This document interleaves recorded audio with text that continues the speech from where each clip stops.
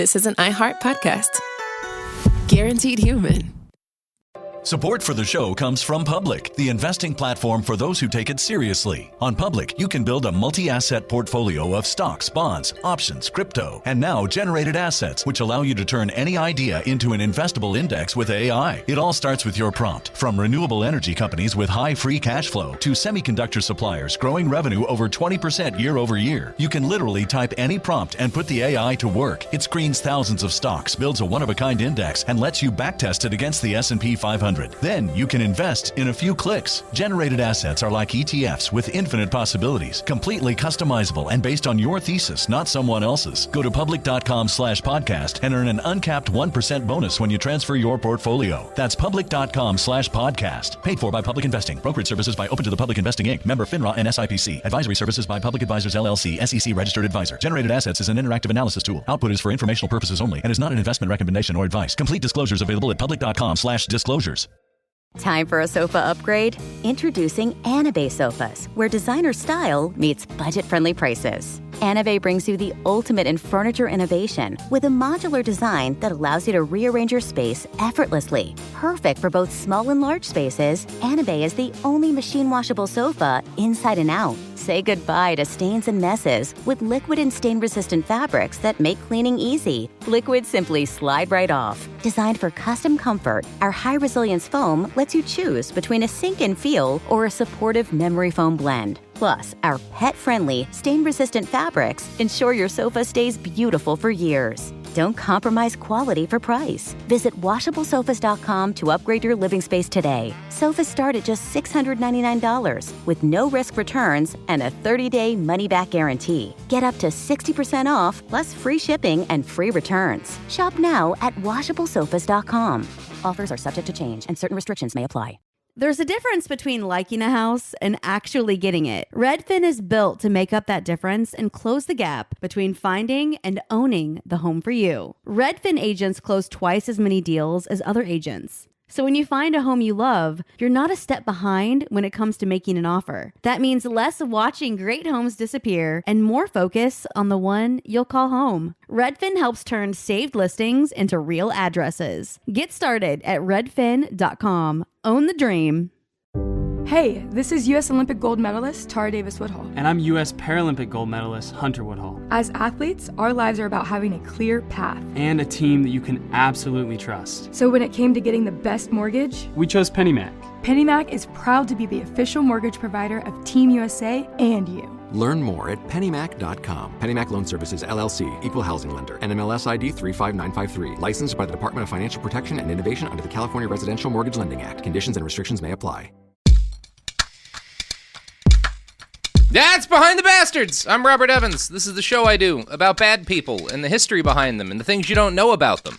My guest for this episode is comics artist of Bad Comics. I pronounced it with an X. I hope you appreciate that. Anna Salinas. How you doing, Anna? I'm good. Thanks for having me. How are you feeling today?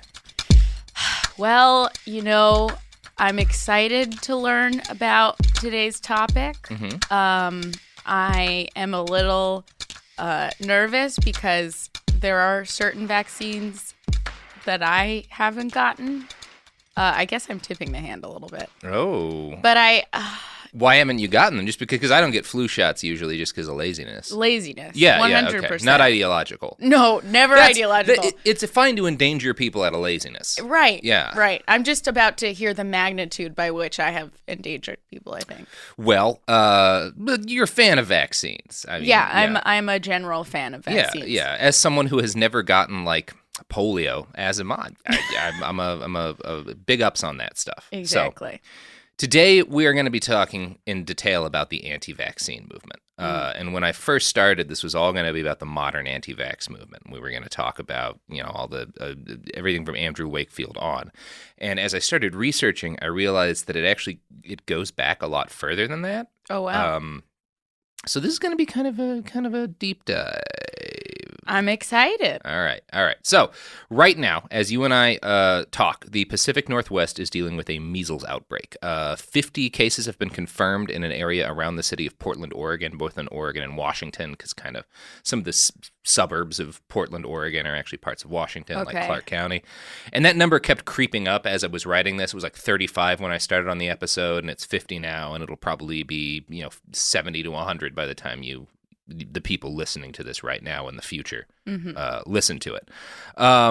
Portland, Oregon is a really good city to have a outbreak of a preventable disease like measles, because 8% of the children in that city are unvaccinated, meaning the pool of infectable individuals is pretty high. Alongside New York and certain affluent parts of California, the city of Portland is a current stronghold of the anti-vaccine movement. Oh, it's like if you swing hipster enough, you end up anti-vax. And it's true for the far left and the far right. This is one thing where, like, if you're like a fucking far left loony or you're like a fascist, both of those groups have sizable people who are like, vaccines are a lie. Yeah. Like, you can get Alex Jones and fucking what's his name, Ace Ventura, Jim Carrey, on the same side of the vaccine train. Is Jim Carrey also? He was kind of for a while because he was dating Jenny McCarthy. Yeah. And I'm actually not going to hit on her much in this episode, just because I don't know. I taught special ed for a while, and I feel for a parent who's like trying to grapple with something like that happening. I just don't want to like. That's fair. She's definitely done a lot of damage, but she's not the start of it. So there's bigger fish. There's bigger fish to fry. So let's get that pan out. Let's heat up some oil. I just made tilapia last night. Oh man, bread it with like panko. What do you bread it, or are you just frying it? I thought I was breading it with Parmesan to make it protein heavy. Oh, that's a good idea. And it didn't work. Oh man, what I found that's really good is there's this kind of low carb flour called Carb Quick that has a shitload of protein in it. Oh. And you mix a bunch of shredded up cheese in that, and then you like crack an egg in that, and then you still like do that whole thing. Yeah, it's so that's good. That's what I'm doing next time. This is a podcast where we talk about various recipes for frying fish in order to maximize the protein. It will relate back to anti-vaxxers. It does. Tilapia specifically. Of the fish, they are the ones that resist vaccination the most. They do. They do. And it's because they're very left-wing, not right-wing. Mm-hmm. So. Well, fin. A fin is a wing. Yeah. For the water. Anyway, let's move into here. Yeah. So it would be hard to consume media in the 21st century and not run into stories about the anti-vax movement and how it's been spurred on by the endorsement of celebrities. The anti-vaccine movement seems like a new problem, something that could only be spread via the internet's incredible ability to make lies go viral. But the sad, weird reality is that none of this is true.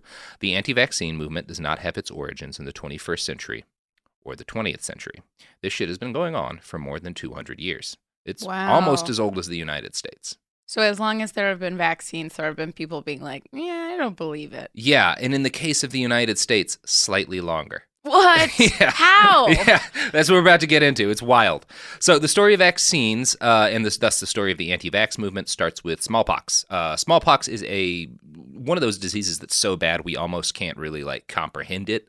Mm-hmm. Like Ebola scares people, but like it's kind of hard to spread Ebola once you know what it is. Like smallpox is super easy to spread from like direct transmission to transmission, and it's incredibly deadly. Something like a third of people who get it die. Oh, wow. Or at least back in the day, people who got it died. And the disease starts with a fever and then ends with like this full body eruption of scabs. Like you're covered in scabs that leave behind, like crater your face and body in permanent scars for the rest of your lives. Oh my God. So if you survive a full smallpox outbreak, it looks like someone blasted off a bunch of birdshot into your face. Like you look like you've been hunting with Dick Cheney after getting this disease. It's terrible. And this isn't like in warfare, people would throw the smallpox blankets as a weapon? I don't think they would throw the blankets. There's certainly been some use of smallpox and other illnesses in warfare, like the Mongols would catapult like dead animals over the sides of walls and stuff with the plague. And I don't know enough about. I know that there's some controversy over whether or not smallpox blankets were like intentionally spread, but the mortality rate among Native Americans to smallpox was something like 80%. So the majority, like it's very likely that most of the deaths that occurred of the 100 million or so people who died when Europeans started coming to North and South America, that most of that was smallpox. Wow. It just spread like wildfire. Oh, God. Because smallpox is a disease that comes from the fact that we live around animals. You know, it's like related to cowpox, which is a thing that cows have that people can get. And that's the big reason why, I'm sure a lot of people know this, but that's a big reason why Native Americans got so fucked over by European diseases. They hadn't been living next to pigs and cows to the same extent that Europeans livestock, have. sure. Yeah. So we were just like, Europeans are filthy.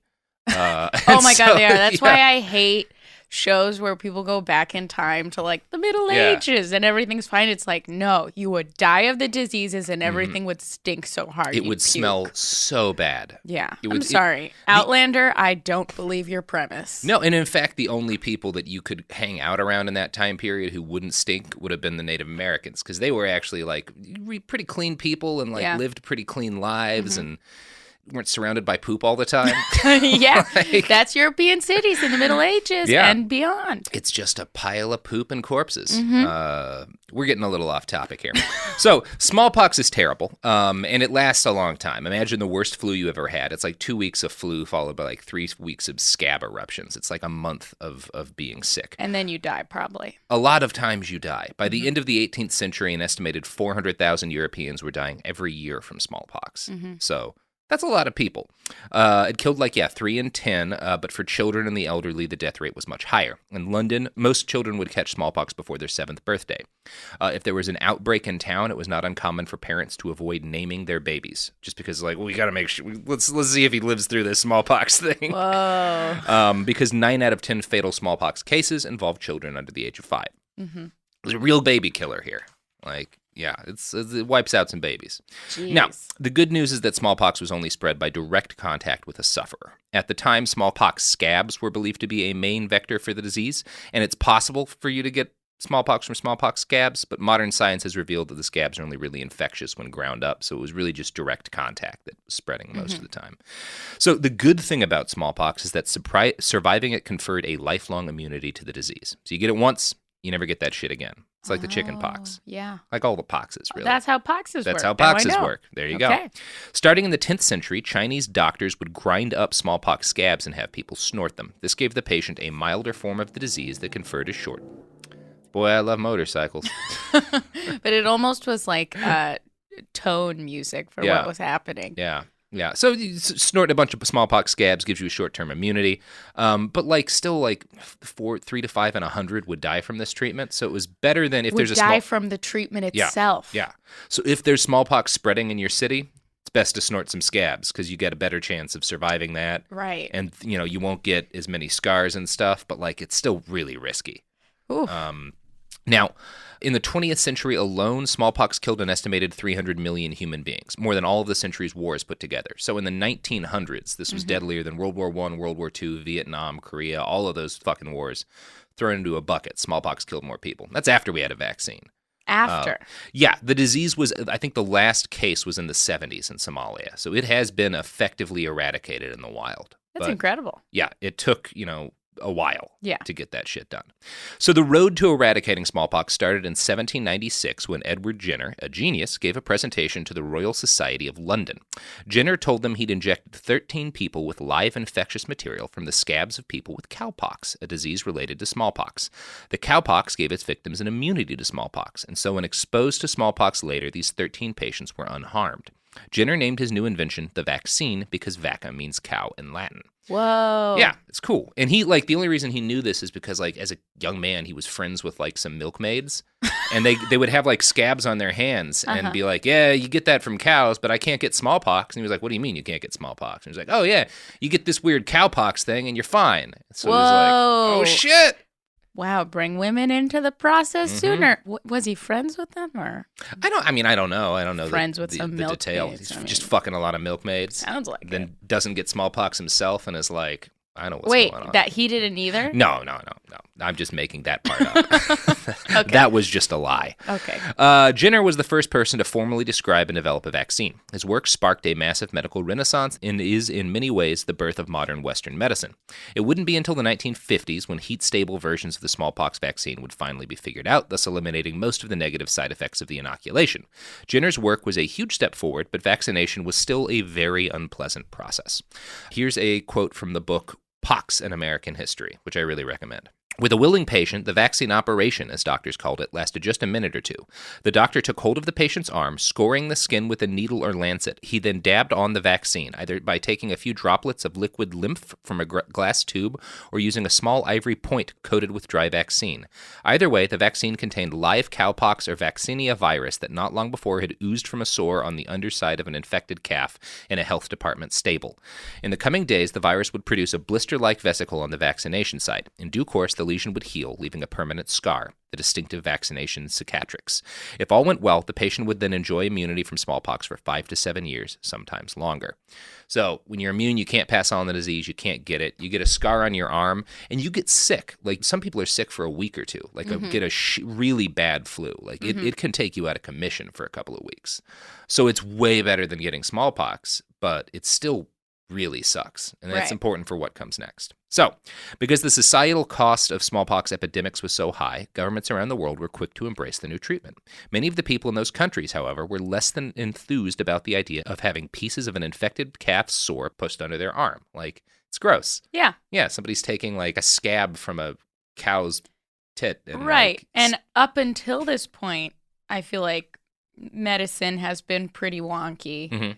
Like, with letting blood and drinking mercury, humors. So it's like I can see how that distrust continues. Yeah, it's not like today where doctors make miracles happen every day. It was like, well, this guy also was the guy who told my uncle to drink all that mercury, and then my uncle died from drinking all that mercury. Yeah, so I don't want to trust him. Exactly. Not that Edward Jenner was a big mercury fan, but like doctors in general, like. Right. The change, I think, and I'm really basing this off of the show Outlander, but the change between people's understanding of science and medicine seemed to be pretty. This is when it was abrupt. Just starting. Yeah. And so doctors are still like, it's not exactly a highly thought of profession by many people. Right. Because so much of medicine was bullshit at this point. Exactly. So that's important too. The anti-vaccine movement actually reached American shores before vaccination did. In 1798, 2 years before a Harvard doctor performed the first U.S. vaccinations, a group of doctors and priests in Boston created the first anti-vaccination society. They stated that vaccination was, quote, defiance to heaven itself, even to the will of God. Oh, God. Yeah, it's fun stuff. So 2 years before there's even vaccinations, there's people being like, this is the devil. And there's, Simply because you are putting the disease into you, and they're like, there's no way. I think for those people, because it was like a religious thing, they were like, well, God wants you to get sick or not. Like, right. And if this is trying to like thwart the will of the Lord. And I wonder too if it has to do with power, like the people going out and saying, I can protect you, like the people with the church or older doctors saying, this is how you're protected if someone else comes with an answer. Yeah, because at that point, a lot of priests would have been like, the only way to protect yourself is to like get right with God. Yeah. And then some doctors like, well, no, we've got this thing. And you're like, we don't want that going on here. Yeah. Not in 1798, motherfucker. It still doesn't feel that late. But yeah. You know, it's really not. Thomas Jefferson was the U.S.'s first major vaccine advocate. Like he was like during his presidency was like, we gotta get on this shit. Yeah. This is really working over in England. In 1809, smallpox vaccination was made mandatory in Massachusetts. West Virginia followed soon after. In 1840, the British Parliament passed the Vaccination Act, which made it illegal and punishable by fines for a parent to fail to vaccinate their child. As vaccines spread through the West, doctors started noticing something interesting. The smallpox virus appeared to be dying out. They discovered something called herd immunity. When a virus has nowhere to go because so many people are immune, it eventually goes extinct, first in areas and then, perhaps, worldwide. But the path to eradicating smallpox would not be so simple. In cities like Stockholm and London, concerned parents began spreading rumors of the harms of vaccines and complaining about the fines levied on them if they failed to vaccinate their kids. Discover magazine had a great write-up on this, and they described these early anti-vaxxers as mostly, quote, middle-class citizens who didn't trust government, science, or medicine. Oh, no. Too close to home. Yeah, nothing ever changes. I mean, that's like Jesus. And the Stockholm, what are you doing? Well, yeah, it's those tricky Swedes. Ugh. Yeah. You know, every time I want to root for them, they turn around and because I love their sandwiches. I love just a pile of bread with like white sauce and just a pile of tiny shrimp on it. Oh, the man. best sandwiches. Räkröra. That's what it is. I can't even pronounce that shit. Yeah. Look, I'll follow Sweden's Twitter account until I die because it's just the most delightful. But God damn it, Stockholm. I've had one breakfast in Stockholm. Oh. One breakfast in Stockholm, and it was at like an actual restaurant, and it was like told to me as like a traditional Swedish like breakfast buffet, and it had all the beer I could drink at 8 a.m. So I love this. I love Stockholm, but they were wrong about hearty this. Viking stock. So, for a while, the anti-vaccine stuff was just talk, but the rapid expansion of the global post in the late 1800s and the increased affordability of printing pamphlets and magazines at the same time led to an explosion of anti-vaccine literature. I'm going to quote now from the British Medical Journal. This is about like the anti-vaccine journals. Quote, the journals included the Anti-Vaccinator, founded 1869, the National Anti-Compulsory Vaccination Reporter, 1874, and the Vaccination Inquirer, 1879. Similar movements flourished elsewhere in Europe. In Stockholm, the majority of the population began to refuse vaccination, so that by 1872, vaccination rates in Stockholm had fallen to just over 40%, whereas they approached 90% in the rest of Sweden. Fearing a serious epidemic, the chief city physician demanded stricter measures. A major epidemic in 1874 shocked the city and led to widespread vaccination and an end to further epidemics. So the Swedes did get the picture after like 2 epidemics. Like maybe anti-vaccination's bullshit. Yeah, when everyone around you starts dying. All this makes me think of is my great-grandma in Sweden who was so religious, just so freaking pro-church. I'm like, okay, I get it. The Swedes had their bad side, too. Yeah, you know, they do. Yeah. They do. Now, Great Britain did not get the message in such a timely manner. The city of Leicester, for some reason, became the nexus of anti-vaccine resistance. Groups of furious parents would gather and march and show off signs. In 1885, 100,000 anti-vaccine advocates marched in Leicester. They hanged Dr. Edward Jenner in effigy for the crime of inventing the smallpox vaccine. This prompted the government to create a royal commission to investigate the claims of the anti-vaccine advocates and read evidence on vaccines and their possible downsides. It released its report in 1896 and concluded that vaccines worked and were good. That said, it also advocated ending government penalties for people who refused vaccination. A new conscience clause in the Vaccine Act of 1898 allowed parents to receive a certificate of exemption. This is actually the first time the phrase conscientious objector was entered into English law. That's wild. That's where it comes from. That it's, first of all, so parallel to the penalties if you didn't have health care. Yeah. With Obamacare, which is like, just suck it up. Or just give people free health care like most of the rest of the Western world. But that's where conscientious observer comes from. Objector, yeah. Objector? Yeah. So within a decade, conscientious objectors accounted for 1/4 of all births in England. So it immediately gets out of hand. Spurred on by this minor victory, the British anti-vax movement surged forward. I found an excerpt from one of their magazines, published right after this point. The goal seems to be to herald their first major victory over the evils of vaccines. I'm gonna ham this up a little bit for you, Anna. Please do. I might try to do an accent. We'll see if that's a good idea. We'll know pretty quickly. Well, I hope. A mighty and horrible monster, with the horns of a bull, the hind of a horse, the jaws of a kraken, the teeth and claws of a tiger, the tail of a cow, and all the evils of Pandora's box in his belly. Plague, pestilence, leprosy, purple blotches, fetid ulcers, and filthy running sores covering his body. And an atmosphere of accumulated disease, pain, and death around him has made his appearance in the world, and devours mankind, especially poor, helpless infants. Not by sores only, or hundreds or thousands, but by hundreds of thousands. This monster has been named vaccination, and his progressive havoc among the human race has been dreadful and most alarming. Yet, strange to tell, this monster has found not only a multitude of friends, but worshippers, who prostrate themselves before him and encourage his voracious appetite. Do not the men, the heroes, who first dared to stand forth to arrest the progress and stop the fatal havoc of this most dreadful and destructive monster, and at length have bravely subdued and put him to flight with all his mighty host, merit an obelisk created to their fame, with their names inscribed upon it in indelible characters, to be held in grateful remembrance through all future generations. Do they know they're describing smallpox? The disease? Yeah. What do they think smallpox is. Not as bad as getting vaccinated for smallpox.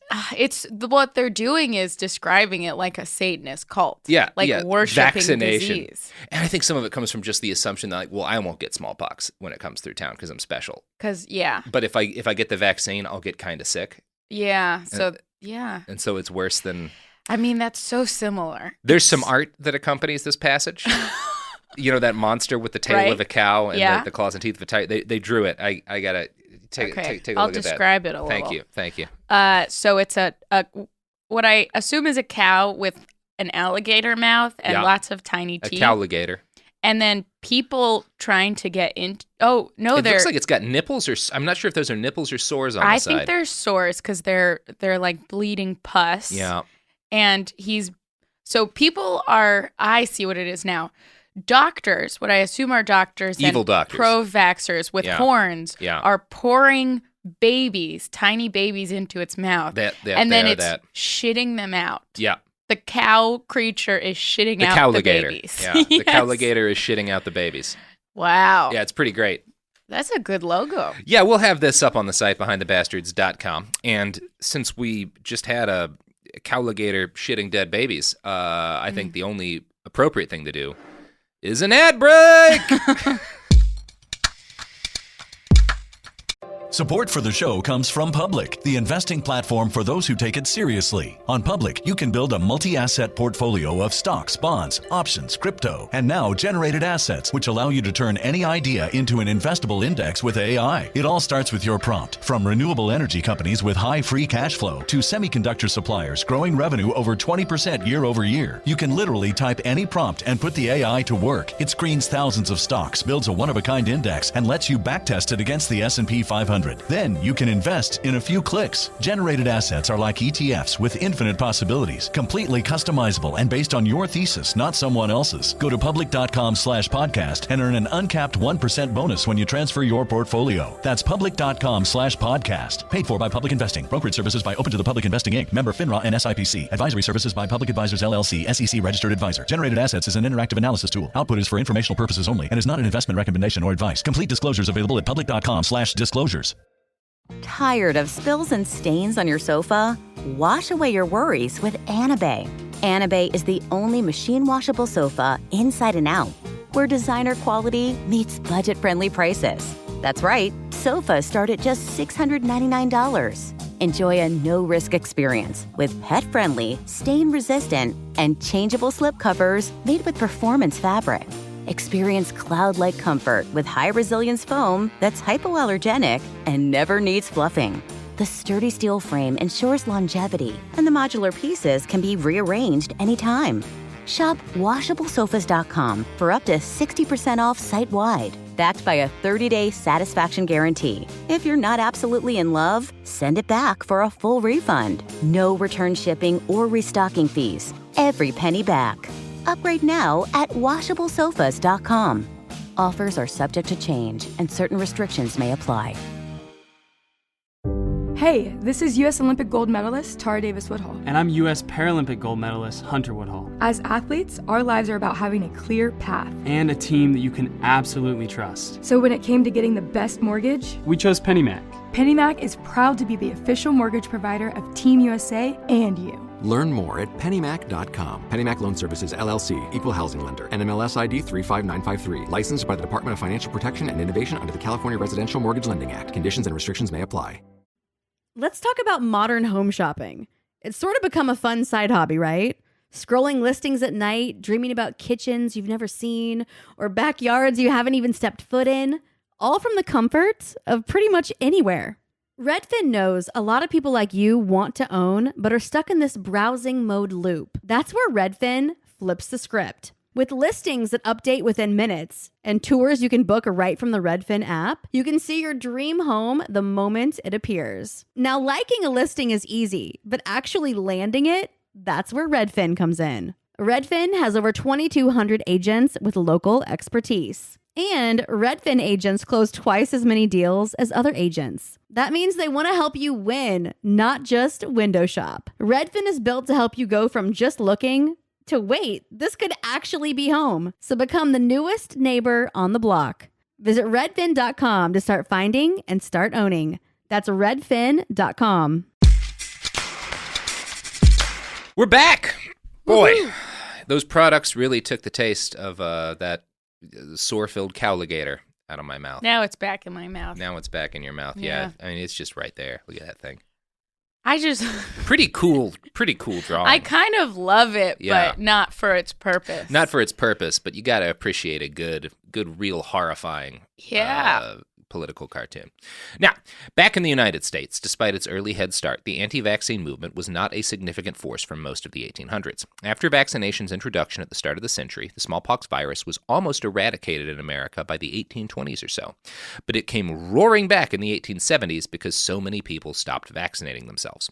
Since the Jenner vaccine was only good for 5 to 7 years, regular vaccinations were required in order to maintain a city's herd immunity.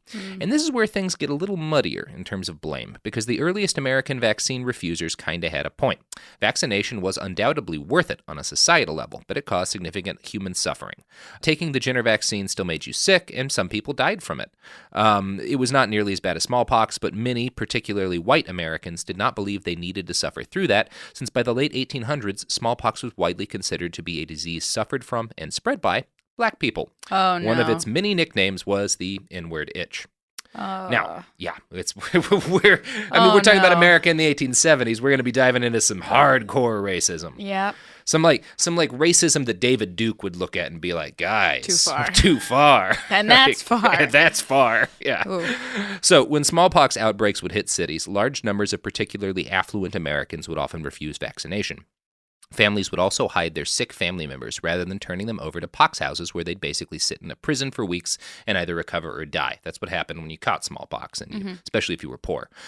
Black families were particularly likely to hide their ill kin because, of course, the pox houses for black people were always poorly maintained and terrifying. And you would sick prisons. Definitely die, yeah. And you would almost definitely die. Yeah, early anti-vaccine sentiment then was not so much a rejection of vaccines as it was a fear of getting sick mixed with racism and an understandable fear of racism. But in short order, an understandable impulse morphed into an ideology familiar to anyone who's listened to Jenny McCarthy lately. Here's Discover magazine. In 1879, after a visit to New York by William Tebb, the leading British anti-vaccinationist, the Anti-Vaccination Society of America was founded. Subsequently, the New England Anti-Compulsory Vaccination League was formed in 1882, and the Anti-Vaccine League of New York City in 1885.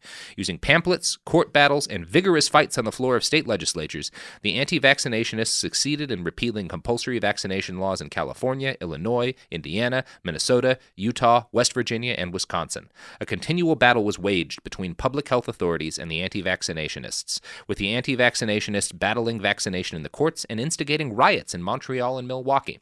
There was also a riot in Rio de Janeiro. There were riots over vaccinations. Wow. People shot at each other over vaccinations. That's crazy. There was fighting in the streets. Yeah. Over vaccinations. Now, this might make a little bit more sense in a little while. Being Americans, the anti-vaxxers also made political cartoons. Ours were not as subtle or as artistic as the European ones. You want to describe that, Anna? Yeah. So we've got a snake labeled vaccination. Just written right on the side in big letters. Yeah, this is a bad drawing. It's a really bad political cartoon. It's hissing at a mother and her infant child. And then behind the snake is a skeleton in a veil, which I must assume is death. And then over top it says, "Do not vaccinate." Now, what do you think the message of that cartoon is, Anna? I really think that it's about the economy. Yeah. That's what I'm getting from I think that. it's about the economy, And the inequality. the collapse of the banking system in the 1870s. That's what I read from That's what I read from it too. Yeah. A lot of subtleties in that giant snake with vaccination. I'm sorry, that's a bad political cartoon. So that's not an effective cartoon. Whoever drew that shouldn't be making them. Also, the mom has a really shitty face. She had a shitty hairdo. She's got a really shitty face. Yeah. And, and the baby looks weird. Fan of the skeleton. I'm a fan of the skeleton. That's the best part. I would love to see the world where it's just skeletons and veils. And I want to imagine the editor talking to this cartoonist being like, "No, the snake with vaccination written on the side isn't clear enough. Skeleton. Yeah. We need a skeleton up in there." I'm still not getting it. Just put a label at the very top with too. 2 exclamation points. Yeah, just 2. All caps. All caps. By the turn of the century, the federal organization in charge of stopping the spread of smallpox in America was the United States Marine Hospital Service. This was a quasi-military organization, and it needed to be. Resistance to vaccination in American cities was often violent. Starting in the late 1890s, a new strain of smallpox began racing through communities in the American South. It was milder and less deadly, which sounds like a good thing, but it was not necessarily a good thing.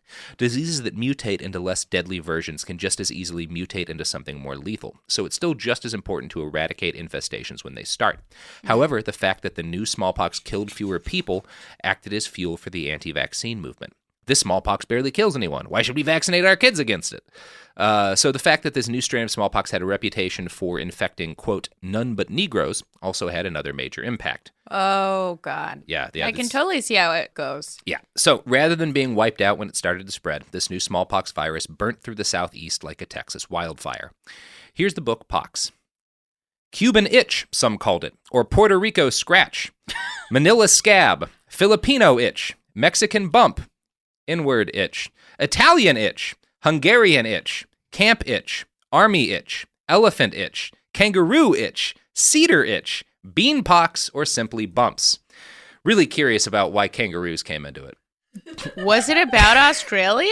Were they like, only the outlaws in Australia? Those filthy Australians are bringing in the smallpox. Maybe it was directed at indigenous people in Australia. After all of the racism in the preceding 2/3 of that, the idea that they might have just hated Australians is almost like, almost wholesome. It is almost It's wholesome. almost wholesome. The kangaroo itch, mate. I feel like someone's going to call us out on that and be like, no. No, kangaroo is a racial slur for the Portuguese. It's really mean.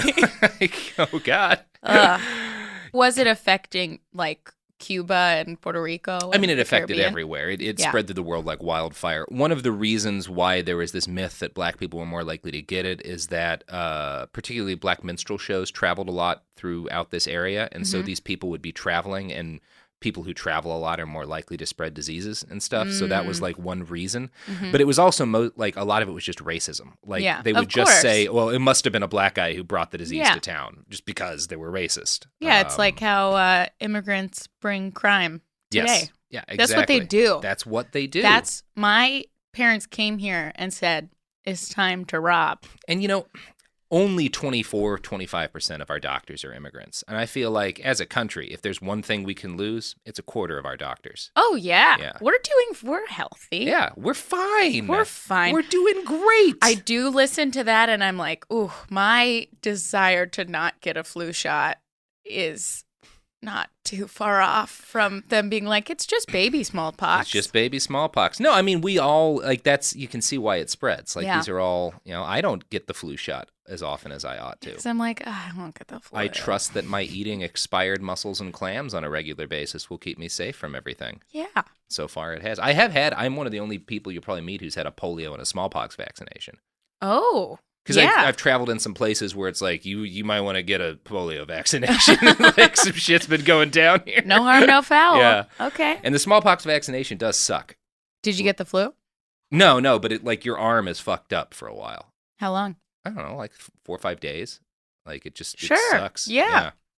Okay. So, since every white person in America was racist as fuck back then, and since smallpox was seen as a disease spread by non-white people, most southern communities responded to outbreaks by restricting the mobility of their black citizens even more, often quarantining the black parts of town when an outbreak started.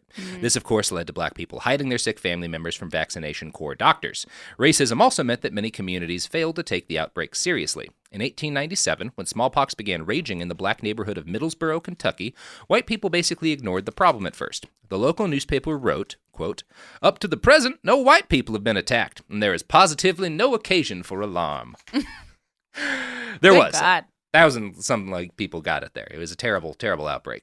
Unlike everyone else back then, smallpox was not racist, and it quickly spread through both black and white homes. It's a very woke illness. That's a good line. Woke pox, yeah. Very good line. The Marine Hospital Service sent over doctors to contain the outbreak since local authorities had failed horribly. The city was, quote from the book Pox, divided into 5 districts, one inspector to each make a house-to-house canvass.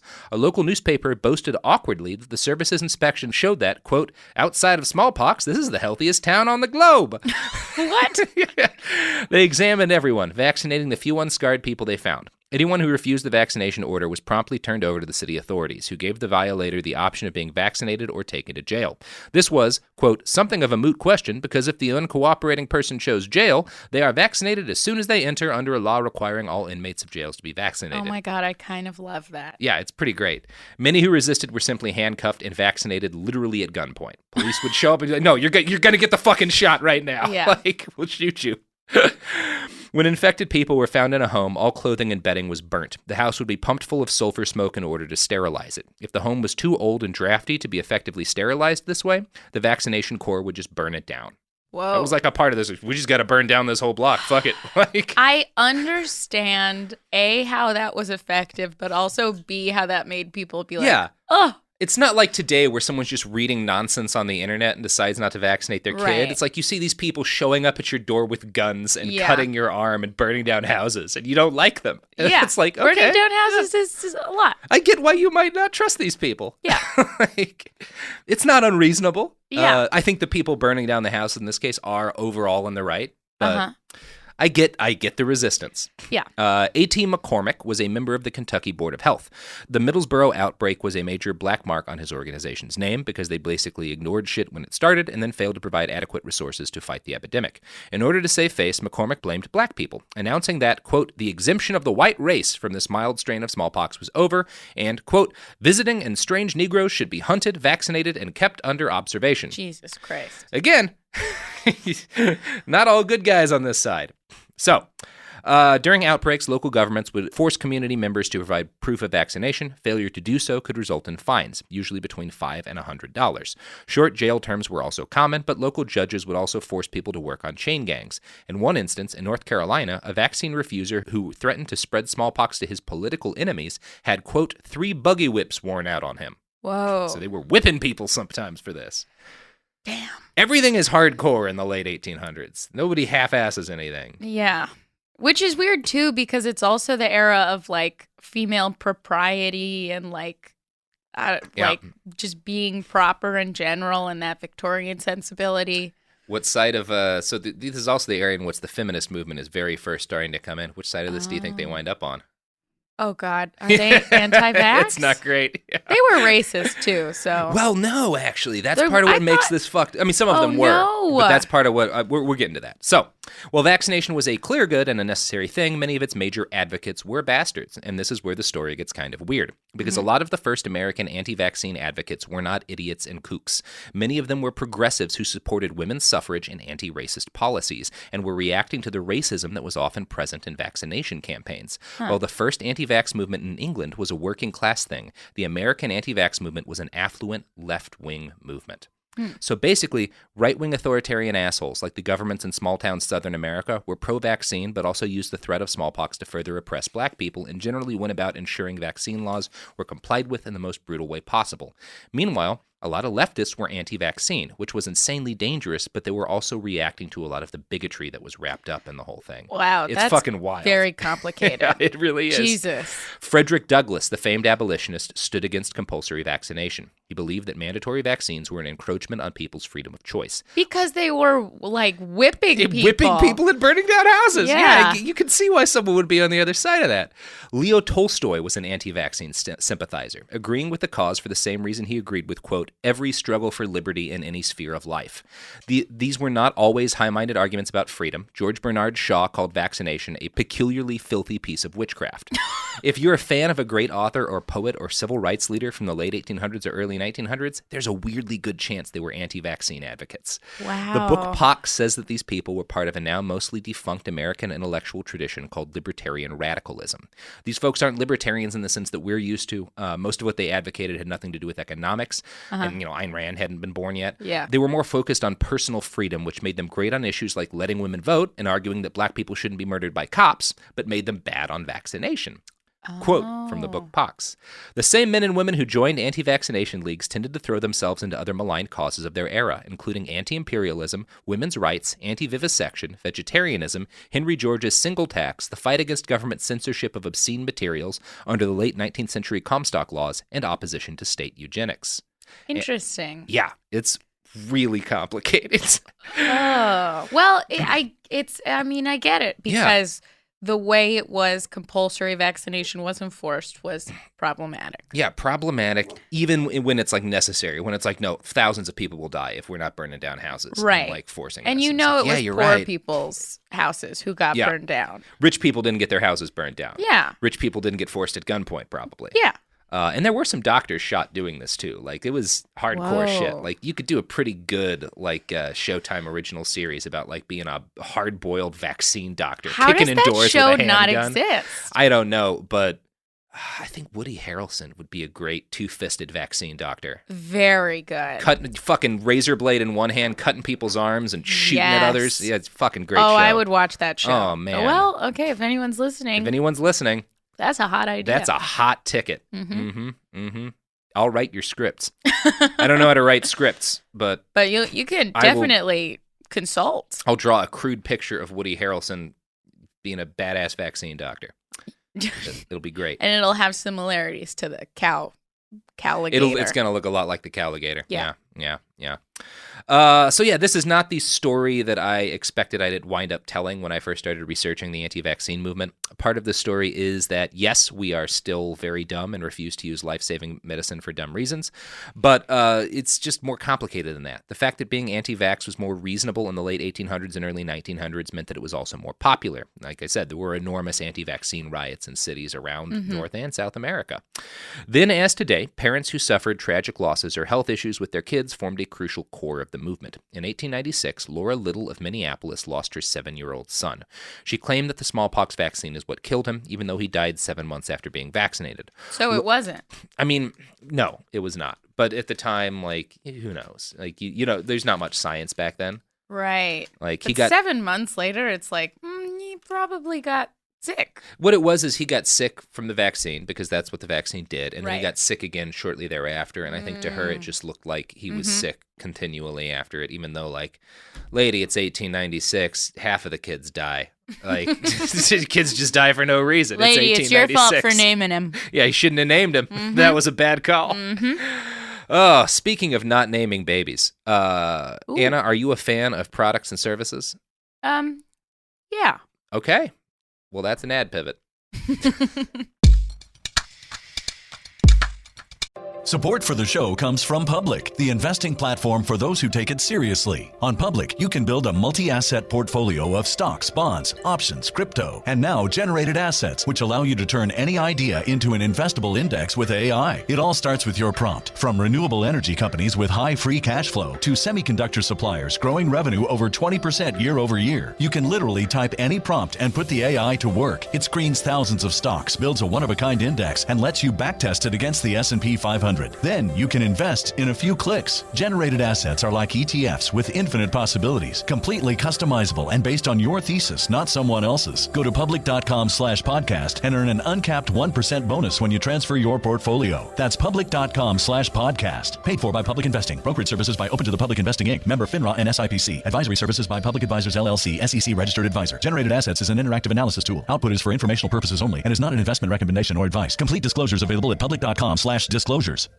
Tired of spills and stains on your sofa? Wash away your worries with Anna. Anna is the only designer sofa that's machine washable inside and out, starting at just $699. Plus, Anna sofas are pet-friendly, stain-resistant, and feature changeable slip covers and modular pieces. Get up to 60% off site-wide with a 30-day money-back guarantee. Visit washablesofas.com to get yours now. That's washablesofas.com. Offers are subject to change and certain restrictions may apply.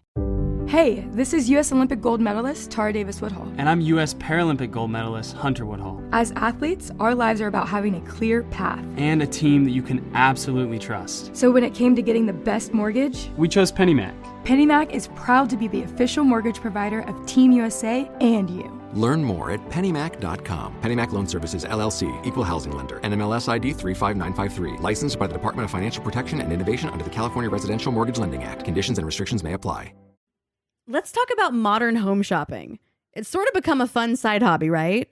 Scrolling listings at night, dreaming about kitchens you've never seen, or backyards you haven't even stepped foot in, all from the comfort of pretty much anywhere. Redfin knows a lot of people like you want to own, but are stuck in this browsing mode loop. That's where Redfin flips the script. With listings that update within minutes and tours you can book right from the Redfin app, you can see your dream home the moment it appears. Now, liking a listing is easy, but actually landing it, that's where Redfin comes in. Redfin has over 2,200 agents with local expertise. And Redfin agents close twice as many deals as other agents. That means they want to help you win, not just window shop. Redfin is built to help you go from just looking to wait, this could actually be home. So become the newest neighbor on the block. Visit redfin.com to start finding and start owning. That's redfin.com. We're back. Products, the services. I'll try them. You should try them. Yeah. You know what else you should try? Vaccination. Ugh, fine. I'll get a flu shot. I won't. I mean, I keep being like, I don't work with kids anymore. I do if I'm going to like a family reunion and I know I'm going to be around old people. You do? Because you don't. Well, I don't want to That get is like so my elderly relatives sick with the because they could die from that shit. I would have never even thought about that. Yeah, like that's the main reason. Like I don't care. My roommates are also early 30s, late 20s. Like we all get each other sick once a year. It's whatever. Exactly. Oh. I don't want to get someone who could die from the flu sick. I'm so selfish that when I was teaching kindergarten, I got the flu shot only because I was like, they're going to get me sick. See, at no point was I like, it's for them. When I taught special ed, I never got sick and I never got vaccinated just because like you're exposed to that's true. The first 6 months I was sick a lot, and Me then after too. that I was like fucking Iron Man. I had like strep. I was sick all the time, and then and then you're just like invulnerable. I Right. don't give a shit. The zombie plague can hit tomorrow. I'll fight that shit off. It's like how do people not believe immunity by exposure is a thing when literally that is what happens in life? Yeah, that's why teachers are so terrifying and powerful. That's why. That's why. Don't fuck with them. So, yeah, Laura Little of Minneapolis lost her little kid and then became a major anti-vaccine advocate. She became the editor of a magazine called The Liberator, an early anti-vax pro-fringe medicine magazine, basically the natural news of its day. Now, you may also recognize there was an earlier Liberator in the abolitionist era before the Civil War. It was like an abolitionist newspaper. She named her anti-vaccine newspaper The Liberator because she saw anti-vaccination advocacy as part of the same intellectual tradition as abolitionism. And it kind of was the same. A lot of the same people, like there were a lot of the older people in the anti-vaccine movement pre-Civil War had been abolitionists. I guess it's tough now. Yeah? It's getting tough. It's complicated. It's really complicated because these are not bad people. They're wrong about this, but they're like in 1896 being like, ladies should vote. Racism's bad. No one else is saying that. Yeah. But they're also saying the smallpox vaccine is the devil. It's out of step with how science works. Yeah. But again, science wasn't great at this point. Right. Still, even still, that's right. Yeah. So Laura did work in The Liberator that did verge on real journalism. She interviewed the parents of children who died as a result of vaccinations gone wrong, and kids did die as a result. This is the fucking 1890s. It was not nearly as good as it is now. The error rate was a lot higher. One of her books was titled Crimes of the Cowpox Ring, Some Moving Pictures Thrown on the Dead Wall of Official Silence. Oof. Solid title. Yeah. Anti-vaccine advocates had other tactics besides rioting. Many of them would protect their kids by giving them fake vaccination scars. Or if they couldn't stop their kid from being vaccinated, they would attempt to scrub the vaccine out of the arm after it was inserted. I'm sorry, both those things are horrible. Yes. Horrible. Now, it would probably be unfair to call the people who did that anti-vaxxers. They were anti their kids getting vaccinated because they didn't want their kid to get sick. But the anti-vaccine movement as an ideological movement was a very different thing, and it was more wrapped up in like freedom of choice and resistance to racism and that sort of thing. So it's wonky. Many early anti-vaxxers were doctors, or at least doctors, doing the hand quote sign. Because again, the late 1800s and early 1900s was the period in which medicine was starting to become real. Up until that point, to most Americans, a doctor of homeopathy was probably just as credible as a Stanford surgeon. Most medicine was just whiskey and hammers at this point, so people were not nearly as dumb as they are today for distrusting medical science. Were they letting blood then? Oh, yeah, all the time. Wow. And, you know, that's not always the pretty bad late. thing to do.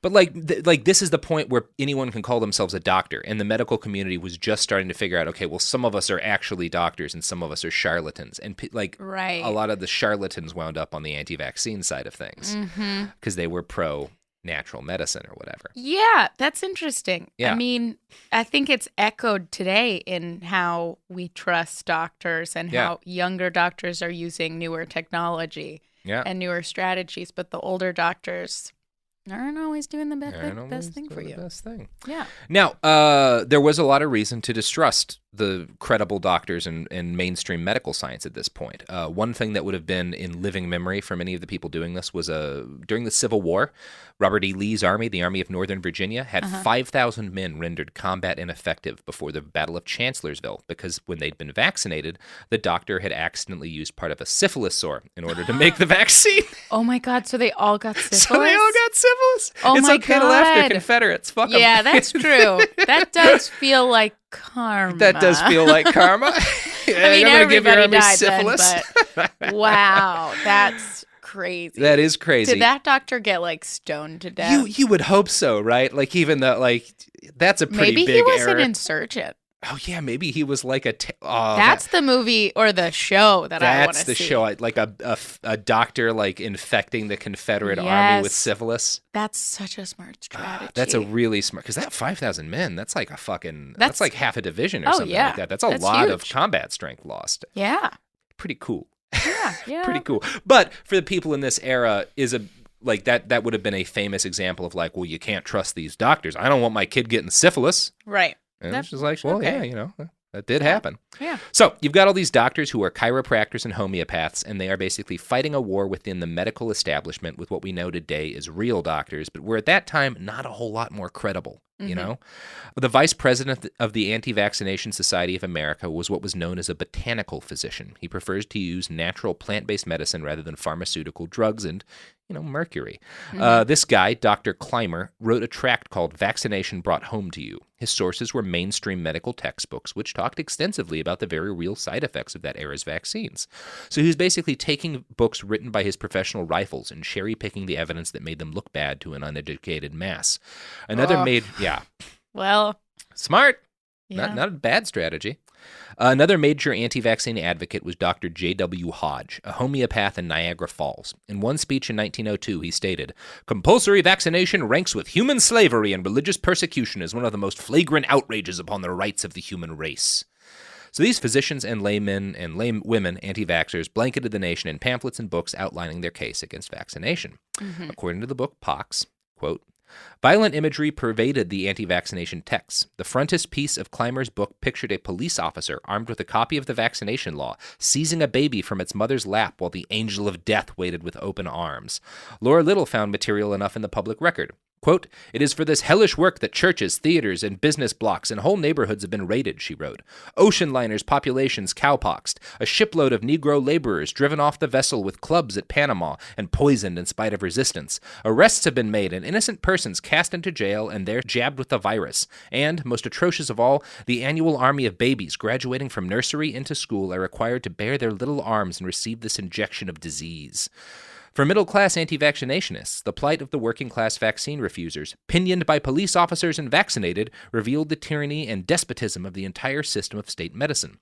"If this can be done and upheld by the legal machinery of this state, what next have we to expect?" asked Clymer. "Why not chase people and circumcise them? It surely would be a good preventative against certain kinds of disease. Why not catch the people and give each a compulsory bath?"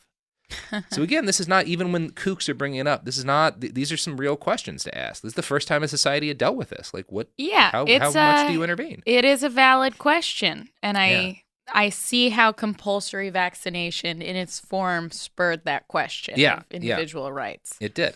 Now, the anti-vaccine movement saw an enormous success for a time. By the early 1900s, the U.S. was known as the least vaccinated of any, quote, civilized country.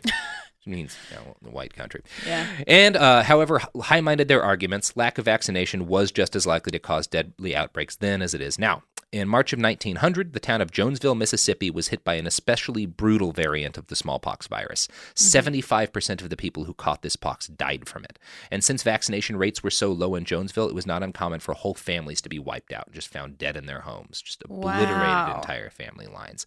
So this is, again, most of what's hitting in this period is the less deadly version of smallpox, but every now and then you'll have one of these murder variants creep up, which is why it's so important to vaccinate people. Yeah. And this is why the doctors who are burning down houses are like, no, I really need to be burning down houses and like forcing people at gunpoint to do this. That's interesting. It seems like there is this push and pull, at least up until this point, of like, once people start to forget how deadly the virus is, they don't need vaccination. And that's when it comes back and Jonesville, Mississippi gets wiped out. Yeah. Now, Utah and its largely Mormon citizenry were eager converts to the anti-vaccine cause. They also had a nightmarish smallpox outbreak in 1900. 3,000 people caught the disease, 26 of them died. So that was fortunately one of the less deadly variants of it. In 1903, a group of Michigan anti-vaxxers led by Laura Little had a Brexit-level legislative surprise victory when they passed a bill that made it illegal to compel any child to get vaccinated or require vaccination to let a child into school.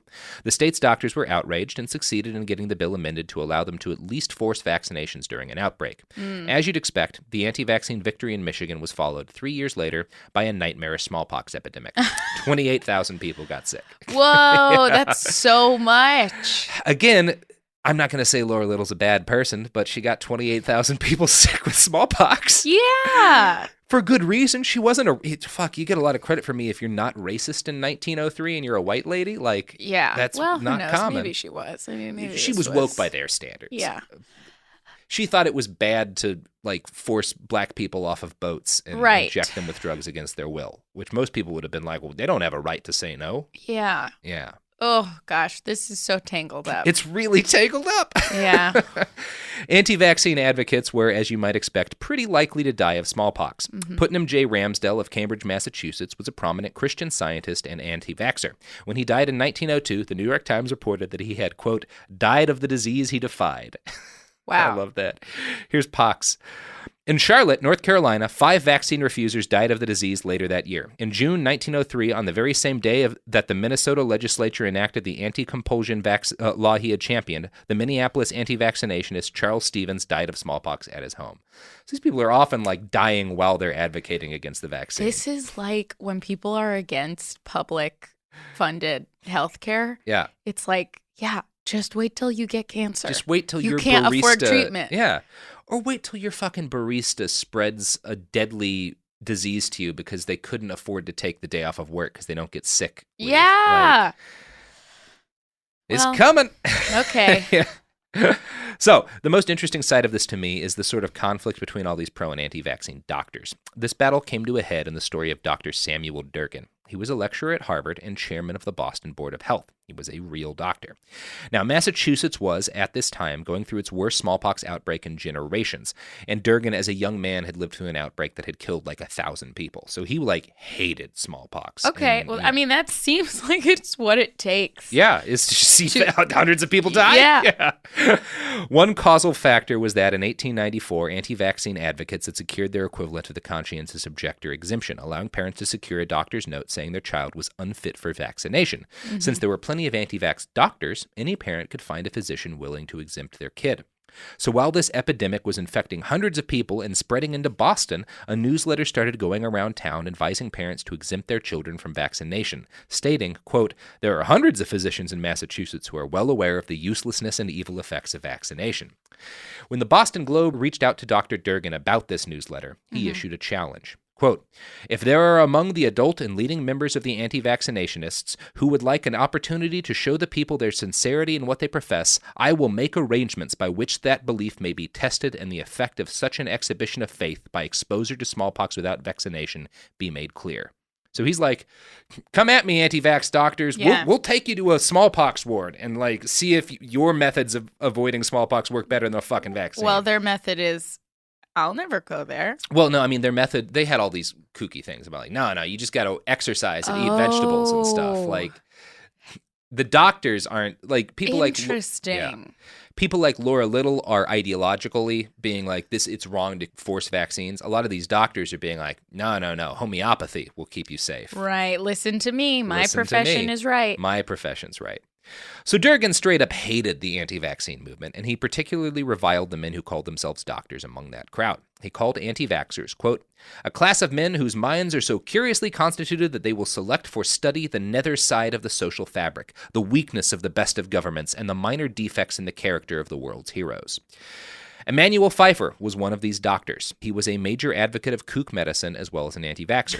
Back in April of that year, he'd argued in court that the state should not interfere with, quote, any cosmopath, clairvoyant, hypnotist, magnetic healer, mind curist, masseur, osteopath, or Christian Scientist. Ooh, Pfeiffer fired. Shots fired. Don't know what a cosmopath is, but real excited about that word. Someone who believes your diseases come from the stars and That's what we're going to choose to go with. Yeah, that feels like it. Now, Pfeiffer was a registered physician who believed he could cure, quote, all kinds of chronic diseases just by simple laying on of hands. He was... What? He was a health nut and believed that good diet, proper exercise, and moral behavior were enough to protect you from a disease like smallpox. In 1902, he took Dr. Durgan up on his offer and went to visit the smallpox ward on Gallup's Island. Less than 2 weeks later, Dr. Pfeiffer disappeared. Suddenly, this very public man who had abandoned his practice and dropped off the face of the earth. Dr. Durgan launched a 5-day manhunt to find him, which eventually revealed that he'd gotten tremendously ill from smallpox and was dying in a farmhouse. So what happened after this? This is what I'm going to tell you. When they found him, the Board of Health announced that he probably would not survive. Here's Pox. Quote, how many had been exposed to smallpox in these days between Pfeiffer's disappearance and the arrival of the health officials at his Bedford bedside? No one knew. Bedford officials placed the Pfeiffer farm under quarantine, ordering all on the premises vaccinated. Learning that Pfeiffer's 2 daughters had been to school since his arrival, officials ordered all the town's pupils to get vaccinated or stay home. Boston authorities tracked down 2 carriages in which Pfeiffer had traveled and disinfected them.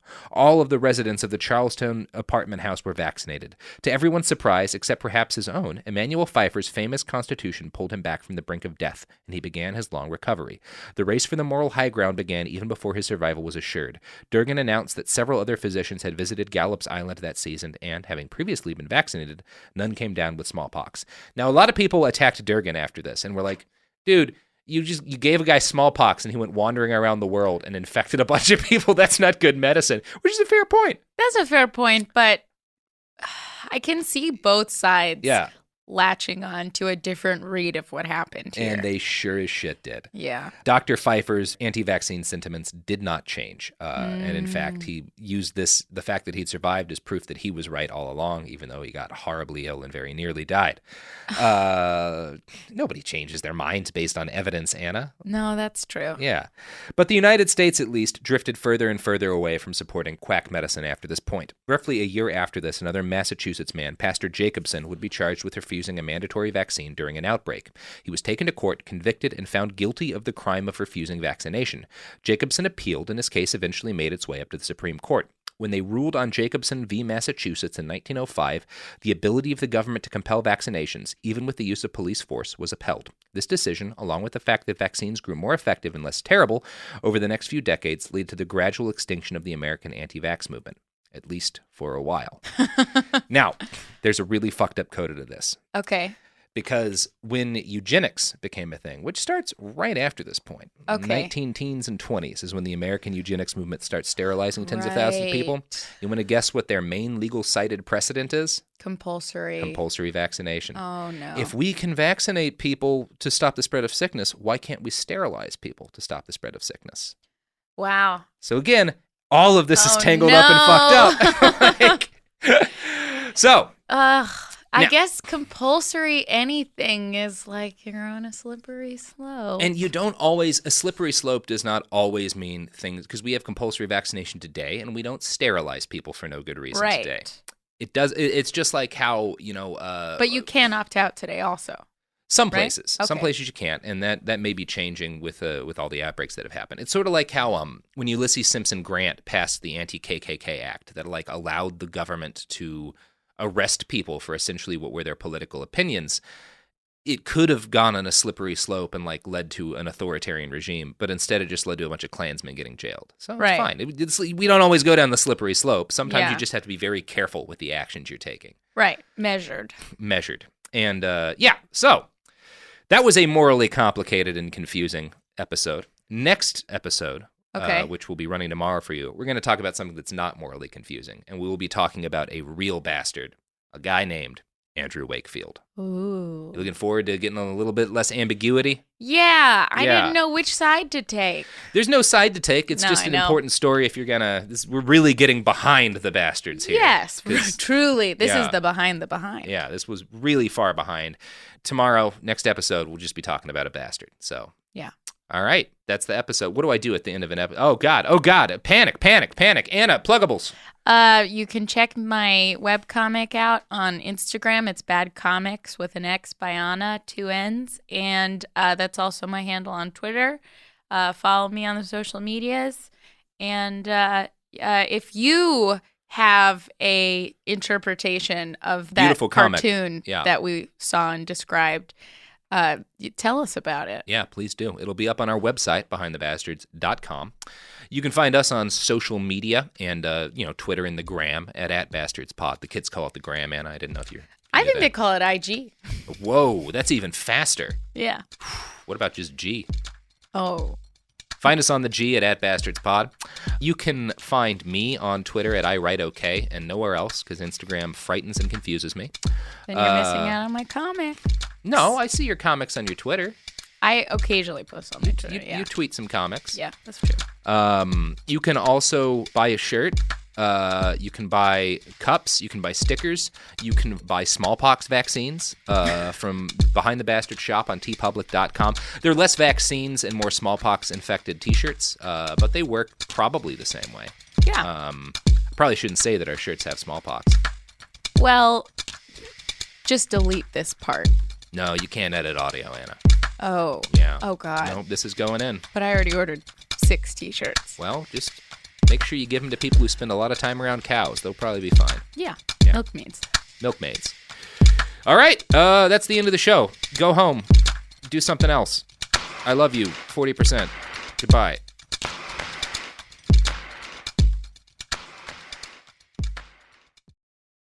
A BetterHelp ad. We get it. February is full of flowers, candy, and, of course, lots of talk about relationships. It can feel like everyone else has it all together in their love lives. But the truth is, we're all still figuring it out. Whether you're working on your marriage, navigating the dating apps, or prioritizing staying single, no matter where you are, you're right on time. Therapy can help you find your way and take some of the pressure off yourself so you can determine what you want, what feels heavy, and how you can feel lighter. Just a little bit of outside perspective from a professional can lead to new understanding and a lot of progress. So the next time you're feeling iffy about your love life, try therapy with BetterHelp and see where it takes you. And remember, you're right on time. Visit BetterHelp.com for 10% off. That's BetterHelp.com. Tired of spills and stains on your sofa? Wash away your worries with Anna Bay. Anna Bay is the only machine washable sofa inside and out, where designer quality meets budget-friendly prices. That's right, sofas start at just $699. Enjoy a no-risk experience with pet-friendly, stain-resistant, and changeable slip covers made with performance fabric. Experience cloud-like comfort with high-resilience foam that's hypoallergenic and never needs fluffing. The sturdy steel frame ensures longevity, and the modular pieces can be rearranged anytime. Shop WashableSofas.com for up to 60% off site-wide, backed by a 30-day satisfaction guarantee. If you're not absolutely in love, send it back for a full refund. No return shipping or restocking fees. Every penny back. Upgrade now at WashableSofas.com. Offers are subject to change, and certain restrictions may apply. You're listening to a podcast, so you're doing something else too, like maybe scrolling home listings on Redfin, saving places you like without thinking you'll get them, because that's what house hunting has become. But Redfin isn't built for endless browsing. It's built to help you find and own a home. Redfin agents close twice as many deals as other agents, which means when you find a place you love, you've got a real shot at getting it. Redfin helps turn saved listings into real addresses. Get started at redfin.com. Own the dream. This is Bethany Frankel from Just Be with Bethany Frankel. Most dog food is marketing, not nutrition. That is why Biggie and Smalls eat just food for dogs, real 100% human-grade food with ingredients I actually recognize. And yes, I do see the difference. Better digestion, healthier skin, more energy, dogs that feel better, my babies. If you've been on the fence about switching, stop overthinking it. What's more important than your furry babies and their health? Go to justfoodfordogs.com right now and get 50% off your first box. No code needed. Just try it. This is an iHeart podcast. Guaranteed human.